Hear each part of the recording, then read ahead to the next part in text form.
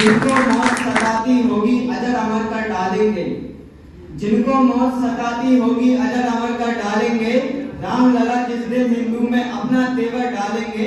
और गजवाए हिंद का सपना जो पाले बैठे हैं सुन लें, गजवाए हिंद से पहले हम भगवा हिंद में डालेंगे।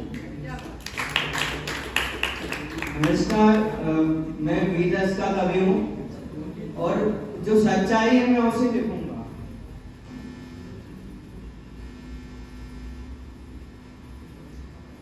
मैं वीरस का कवि हूँ, जो सच्चाई है मैं उसे लिखूंगा। मेरे लिए देश से बढ़कर, राम से बढ़कर, धर्म से बढ़कर कुछ भी नहीं है, तो मैं उन्हीं के ऊपर हूँ। इतिहास पर एक नया युग बोध लिखा है हमने, क्रूर काल के मस्तक पर प्रतिशोध लिखा है हमने। अब सरयू की लहरों पर वातास लिखा जाएगा, अवधपुरी में श्रद्धा और विश्वास लिखा जाएगा। मर्यादा का उच्च शिखर देंगे आधारशिला को, अर्चन वंदन नमन करेगी दुनिया राम लला को। समय बदलना था सो बदल गया, पूर्ण हुई अंगड़ाई, सुने विश्व हमने जीती है सबसे बड़ी लड़ाई। ये राम ललावर जो कवि हैं उनकी वीररस पर। कहाँ गए अब मंदिर को शमशान बनाने वाले, कहाँ गए अब मंदिर को शमशान बनाने वाले। कहाँ गए भगवान राम पर प्रश्न उठाने वाले। हैं कहाँ अवध को जलियांवाला बाग बनाने वाले, कि हैं कहाँ अवध को जलियांवाला बाग बनाने वाले। और कहाँ मर गए भक्तों पर गोली चलवाने वाले। तंबू में थे राम लला और महलों में मारीच रहे, तंबू में थे राम लला और महलों में मारीच रहे। राम को गाली बकते ऐसे भी कुछ नीच रहे। लेकिन आज भक्त जीते हैं, राम द्रोही सब हारे हैं। युगों की तपस्या की जब घर में राम पधारे हैं, युगों के बाद आज केवट फिर पांव पखार रहा।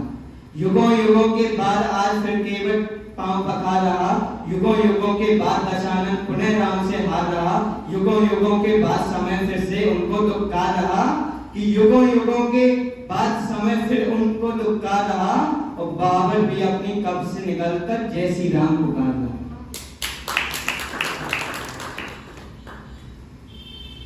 अभी कुछ लोगों को लगेगा कि मैं एक साइड का पक्ष ले रहा हूँ, एक पक्ष हिंदुओं का पक्ष ले रहा हूँ। तो मैं एक भाईचारे की बात बोलना चाहता हूँ। तुमने मंदिर तोड़ दिया था, जाओ तुमको माफ किया। तुमने मंदिर तोड़ दिया था, जाओ तुमको माफ किया। धर्म सनातन छोड़ दिया था, जाओ तुमको माफ किया। राम लला को गाली दी थी, जाओ तुमको माफ किया। हर आंसू पर ताली दी थी, जाओ तुमको माफ किया। आओ फिर भी गले लगाने की खातिर तैयार हैं हम, कि आओ फिर भी गले लगाने की खातिर तैयार हैं हम। मान जाओ समय है अब भी मनाने की खातिर तैयार हैं हम। भाईचारे में एक बार तो हृदय खोल दो भाईजान, कि भाईचारे में एक बार तो हृदय खोल दो भाईजान। एक बार मस्जिदों से जय श्री राम बोल दो भाईजान। ये जो मेरी इस कविता की आखिरी लाइन है वो सभी हिंदुओं के लिए है, कि हमें शूल बन के भी रहना है। वरना सभी, आपने देखा होगा कि बगीचे में कई पुष्प होते हैं, लेकिन जिनमें शूल होते हैं उनको कोई नहीं नोट करता। तो उसके लिए लिखा है, सदियों से जो केवल तकते हैं तकते ही रहते हैं। सदियों से जो केवल तकते हैं तकते ही रहते हैं। कायरता के प्रतीक सोच लिए जाते हैं।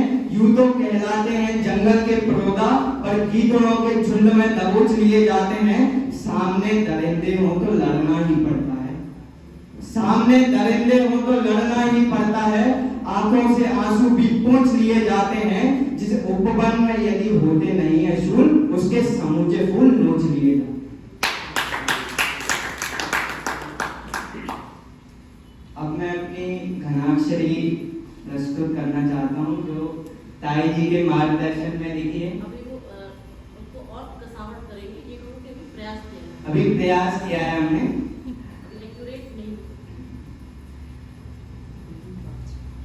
भक्तों की आस है वो, मन का विश्वास है वो, नयनों में बसते हैं मेरे प्यारे राम जी। भक्तों की आस है वो, विश्वास हैं वो नयनों में बसते हैं मेरे प्यारे राम जी। पीड़ा में चूमे हैं भाल, भाल कहा गया है यहाँ पर मस्तक के। पीड़ा में चूमे हैं भाल, दुख की बने हैं काल, गंगा जैसे पावन हैं मेरे प्यारे राम जी। पीड़ा में चूमे हैं भाल, दुख की बने हैं ढाल, गंगा जैसे पावन हैं मेरे प्यारे राम जी। सुखियों के सुख में है कि सुखियों के सुख में है, दुखियों के दुख में है, पीड़ा में उठाते बीड़ा मेरे प्यारे राम जी। करुणा करें कृपालु, श्री राम को कृपालु भी कहा गया है, तो उसमें करुणा करें कृपालु, धर्म हेतु धर्म पालु। करुणा करें कृपालु, धर्म हेतु धर्म पालु। धर्म की ध्वजा बने हैं मेरे प्यारे राम जी। धर्म की ध्वजा बने हैं मेरे प्यारे राम जी।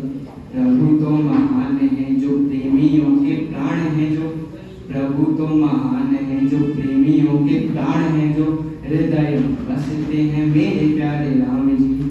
इसका अंतिम छंद है करुण कहानी है वो,